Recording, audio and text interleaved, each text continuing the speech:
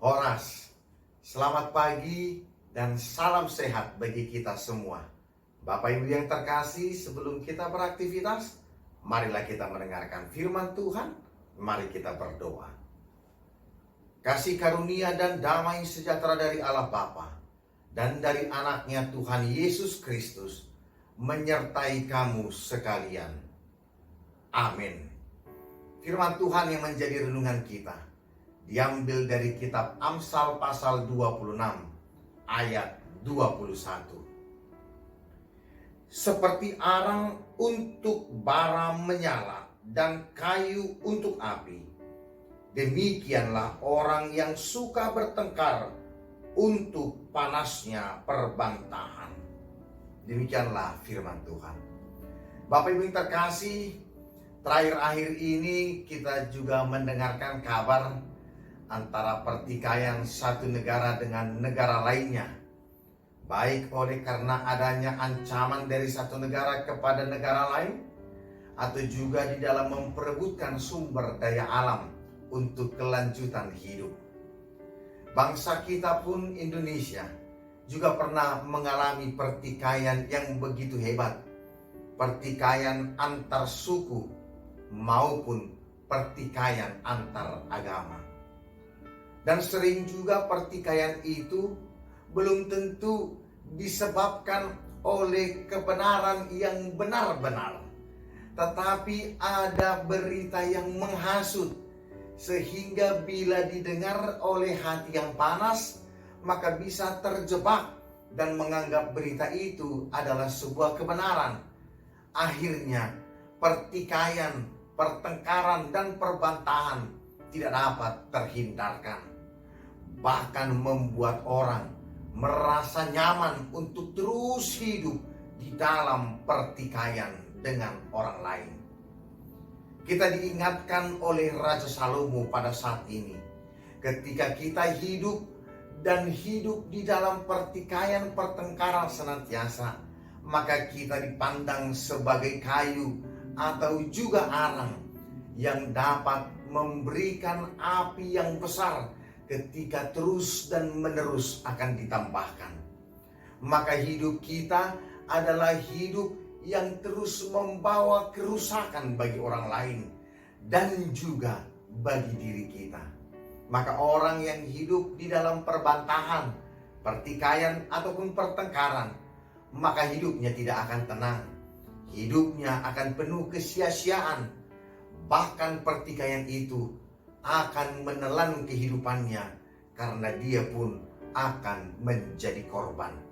Karena itu perlu akan hikmat dari Tuhan untuk menghidupi, merajai kehidupan kita. Dengan hikmat dari Tuhan, maka kita mengetahui apa yang baik dan yang tidak baik. Kita mengetahui apa yang benar dan yang tidak berkenan. Dan kita mengetahui apa yang berkenan bagi Tuhan dan yang tidak berkenan bagi Tuhan. Maka ketika hikmat itu hidup di dalam hidup kita, maka ketika ada orang yang hendak menghasut kita, kita mampu meredakan penghasutan itu. Bahkan kita tidak lagi menjadi orang yang membesar-besarkan akan penghasutan itu. Kalau hati kita marah, hati kita panas oleh berita-berita yang tidak benar, atau perlakuan orang lain atas hidup kita, maka pastikan kita tidak menyimpan perasaan dendam itu, perasaan kebencian itu di dalam kehidupan kita terus-menerus. Kita juga diingatkan oleh firman Tuhan di dalam Efesus pasal 4 ayat 26, dikatakan, apabila kamu menjadi marah, janganlah kamu berbuat dosa. Janganlah matahari terbenam sebelum padam amarahmu. Maka ketika kebencian itu hidup terus-menerus, maka kita akan dipermudahkan oleh iblis untuk ditipu, untuk terus melakukan dosa. Dendam akan dibalas dengan dendam. Seperti contoh ketika kita memiliki persoalan dengan orang lain, baik itu di sekolah, di pekerjaan, di tengah-tengah keluarga, bahkan di tengah gereja. ketika kita ada sebuah acara di tengah-tengah gereja, tetapi ketika kita memiliki persoalan dengan orang lain, maka kita akan hidup dengan kecemasan, takut untuk berhadapan dengan orang yang kita miliki perselisihan, atau bahkan nanti terjebak duduk bersama dia. Begitu juga di tengah-tengah perkantoran, ketika kita menghidupi perselisihan itu dan terus menghidupi sampai kepada dendam, maka ketika kita harus bekerja sama dengan dia, kita tidak akan mampu menyelesaikan pekerjaan itu. Maka ketika hati kita saat ini sedang marah, hati kita panas, jangan sampai kita bawa di dalam hidup yang terus-menerus. Tetapi sebelum matahari terbenam, maka padamkanlah amarahmu, hilangkanlah kebencianmu. Bapak Ibu yang terkasih, ibarat kalau kita hidup di dalam pertikaian, pertengkaran, dendam, dan emosi terus. Ambillah sebuah kentang, lalu simpanlah kentang itu selama engkau marah. Ketika engkau menyimpan itu selama 6 bulan oleh karena amarahmu terus hidup, maka lama-kelamaan kentang itu akan menjadi busuk. Dan baunya akan begitu mencekat di dalam hidung kita. Dan kita melihat akan sebuah kebusukan. Maka demikian juga hidup kita. Ketika dendam itu terus dipelihara, maka hati kita pun akan menjadi busuk. Tidak lagi hidup di dalam kasih, tidak lagi hidup di dalam iman. Bahkan kehidupan kita tidak akan didekati oleh orang lain, karena hidup kita hidup yang penuh akan kebencian. Karena itu Bapak Ibu yang terkasih, marilah kita menjadi pembawa damai di dalam hidup. Sebagaimana Kristus yang hadir di tengah dunia membawa damai, dan dengan mempersembahkan dirinya, dia juga memperdamaikan kita dengan Allah. Karena itu sebagai anak-anak Allah, marilah kita menjadi pembawa damai di dalam hidup, dan juga tidak terjebak untuk hidup di dalam pertikaian. Ibrani pasal 12 ayat 14 mengatakan demikian. Berusahalah hidup damai dengan semua orang, dan kejarlah kekudusan, sebab tanpa kekudusan tidak seorang pun akan melihat Tuhan.